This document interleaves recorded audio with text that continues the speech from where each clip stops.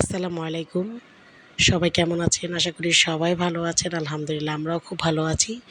এই লাউটা আমার মেজো বোন তার বাসা থেকে নিয়ে এসেছে। তারা এটা চাষ করে। তো আমি এটাকে চিংড়ি মাছ দিয়ে ভালো করে রান্না করলাম। আর সাথে ছিল টমেটো চাটনি। আর এই শাকগুলো সে তার গাছ থেকে পেড়ে নিয়ে এসেছে। আর একদম ফ্রেশ টাটকা সবজি খেতে কিন্তু খুবই ভালো লাগে। আর লাউ শাক আমার খুবই ভালো লাগে। আর এটা আমার আম্মু সম্পূর্ণ প্রসেস করে রেখে গিয়েছে। আমি শুধু রসুন আর পেঁয়াজ দিয়ে এটাকে রেডি করে নিলাম। তো আলহামদুলিল্লাহ এটা গরম ভাতের সাথে খেতে খুবই সুস্বাদু হয়। আর যেহেতু গ্রামের ফ্রেশ সার ছাড়া, এটা হচ্ছে সার ছাড়া শাক, মানে খুবই সুস্বাদু হয়েছিল। আমি আর আমার ছোটো মা একসাথে খাচ্ছিলাম।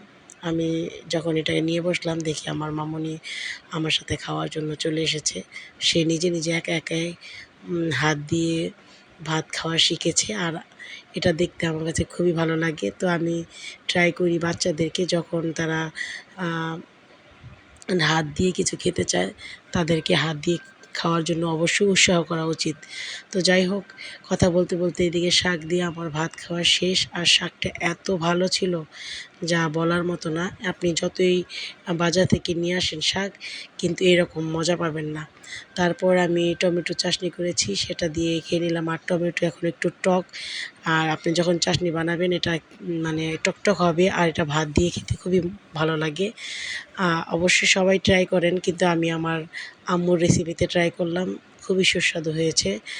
আর সাথে তো ছিল লাউ। এই লাউটা বললাম ছোটো বোনের শ্বশুরের চাষ করা, একদম ফ্রেশ লাউ, কোনো সার ছিল না।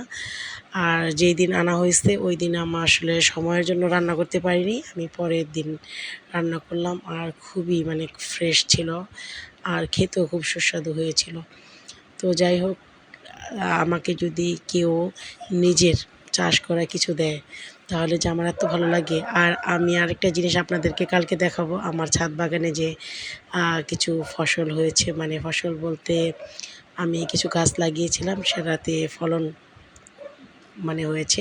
তো কালকে আমি অবশ্যই এটাকে ভিডিও করে দেখাবো আপনাদেরকে। আর আলহামদুলিল্লাহ লাউটাও খুবই একদম সফট হয়েছিল, আর খেতেও খুব ভালো লাগছিল, হয়তো বা সার ছাড়া তাই।